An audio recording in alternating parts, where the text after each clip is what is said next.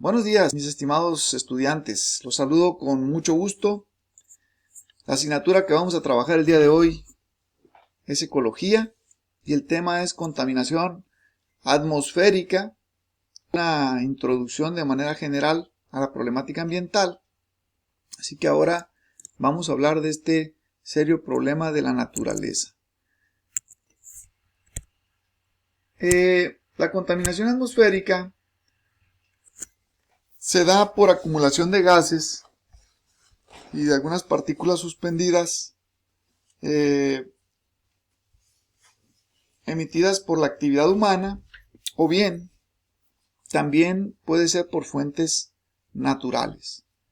Recordarán ustedes que el aire está compuesto por nitrógeno y oxígeno, un 78% nitrógeno, un 21% oxígeno, para sumar un 99%. El dióxido de carbono de manera natural solamente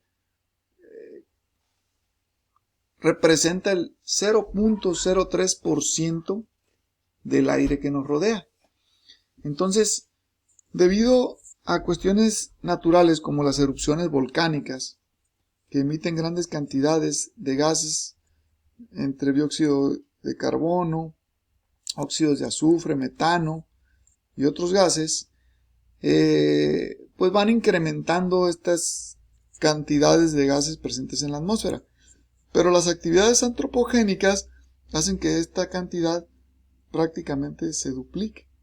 Y eso genera problemas en la salud del ambiente. Recuerden que un contaminante se vuelve contaminante cuando empieza a afectar la salud ambiental o la salud de los seres vivos.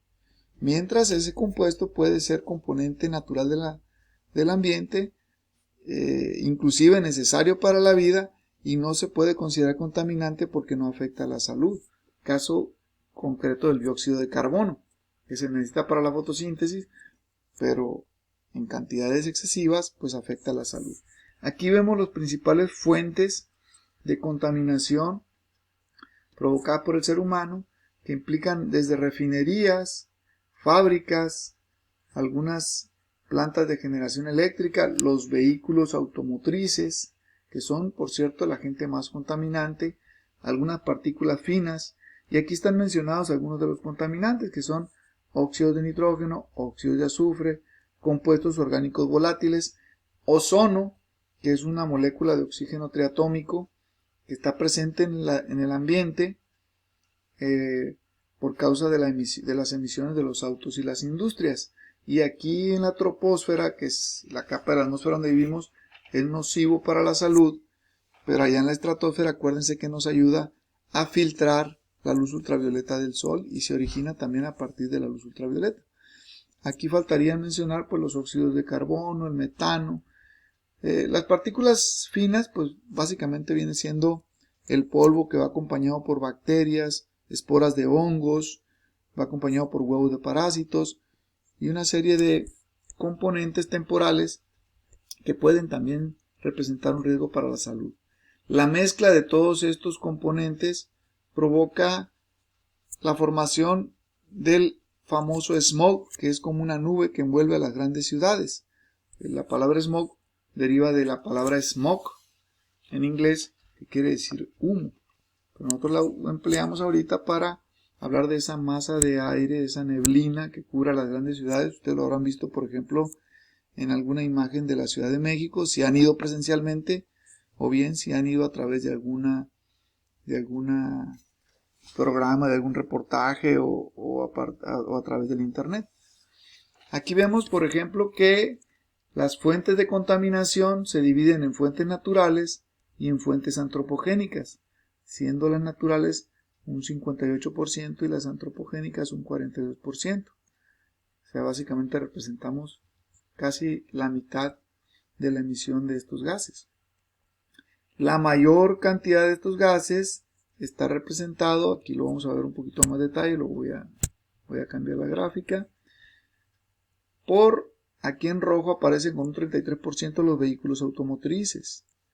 Aquí con un 17% en azul aparecen otros usos de combustibles básicamente derivados del petróleo, y con un 12% aparecen las plantas de generación eléctrica, que si las sumamos, suman un poquito más del 60% de los contaminantes. Así que, a final de cuentas, el mayor culpable de la contaminación es la quema de combustibles fósiles o combustibles derivados del petróleo, los famosos hidrocarburos. Aquí tenemos un ranking de los países por emisión de contaminantes.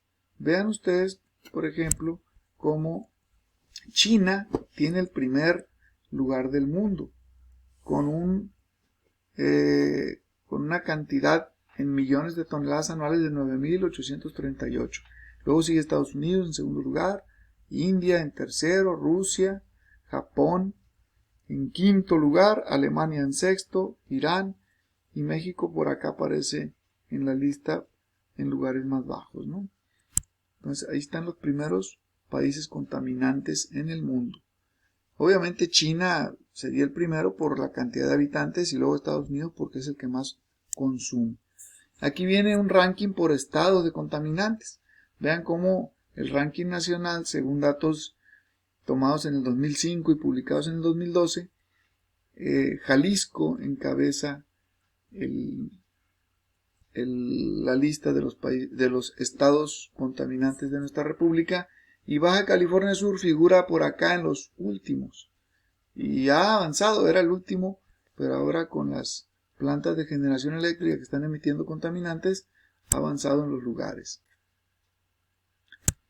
Tenemos aquí una figura que nos ilustra los efectos de los contaminantes. Aquí puedes ver con claridad, voy a hacerlo un poquito más para acá para que la imagen de la cámara no tape estos que aparecen aquí abajo, que son los óxidos de nitrógeno que provocan daño pulmonar. Dióxido de azufre también provoca daño pulmonar. Los compuestos orgánicos volátiles provocan cáncer y malformaciones congénitas. El monóxido de carbono que perturba el transporte de oxígeno. El plomo que afecta a los riñones, el desarrollo del producto y produce también envenenamiento. A eso le llama saturnismo porque el plomo se llamó en algún momento saturnino como elemento. De ahí viene la palabra. El ozono, que ya les había dicho que aquí en la troposfera es dañino y en la estratosfera es benéfico, provoca congestión nasal, asma, irritación en los ojos, menor resistencia a enfermedades, y las partículas suspendidas que pueden afectar garganta, bronquios, y obviamente esto se puede ver reflejado en mayor mortalidad en personas que tienen afecciones respiratorias crónicas o en personas de edad avanzada, ¿no? En los viejitos. Aquí ves una tabla sobre cómo se mide la contaminación atmosférica. Se mide en unas unidades que se conocen como IMECAS, que quiere decir Índice Metropolitano de Calidad del Aire. Desde 0 a 50 podemos decir que la calidad del aire es muy buena. De 51 a 100 regular. De 101 a 150 mala. De 151 a 200 muy mala y mayor de 200 extremadamente mala. Y ahí se van haciendo una lista de las actividades que se permiten o de las precauciones que se tienen que tener según la calidad del aire. Obviamente, si la calidad del aire es mala o muy mala o extremadamente mala, las autoridades tienen la obligación de dar aviso a la población civil para que se abstengan de hacer actividades al aire libre o para que protejan a la parte más susceptible, más vulnerable de la población, que son los viejitos, principalmente los ancianos, pues, y los bebés, o algunas personas que pudieran tener algunas enfermedades crónicas, sobre todo de orden respiratorio o cardiovascular. Aquí ves una imagen muy ilustrativa porque te está comparando lo que es la Ciudad de México con poco smog y con mucho smog. Aquí se ve el Ángel de la Independencia y vean la diferencia notoria entre un lugar muy contaminado y un lugar que está poco contaminado, ¿sí? más limpio.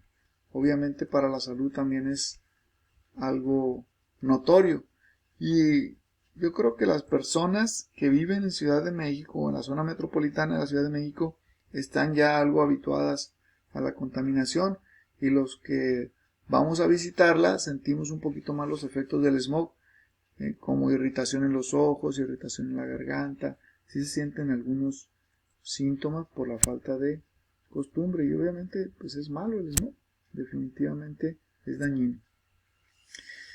En la Ciudad de México hay un evento que hace que se den condiciones, digamos, de contingencia ambiental, de muy mala calidad del aire. Se llama inversión térmica.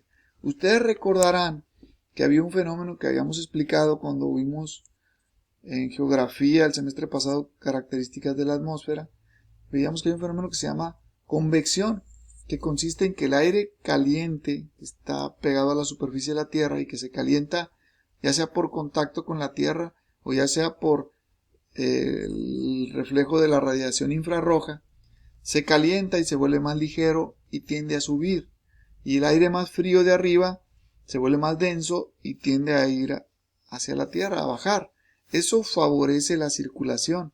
Pero ¿qué sucede cuando el aire que está en contacto con la superficie está muy frío? Está más frío que el de arriba. Entonces no se da la convección, se quedan atrapados los contaminantes de manera natural. A ese fenómeno se le conoce como inversión térmica y es cuando se dan las contingencias ambientales. Cuando cambia la temperatura, el aire vuelve a circular y la contaminación disminuye. Así, a grandes rasgos, esta es una introducción, a la contaminación atmosférica. Vamos a ir tratando los temas de contaminación atmosférica ya de manera particular. Por ejemplo, lo que es el calentamiento global, lo vamos a tratar en una sesión. Por lo pronto, espero que haya sido clara esta explicación. Les agradezco, como siempre, el beneficio de su atención. Espero que les sea de provecho y estén atentos de las actividades que les vamos a estar dejando con esta clase. Muchas gracias, un saludo, cuídense mucho, no salgan de su casa durante esta contingencia. Saludos.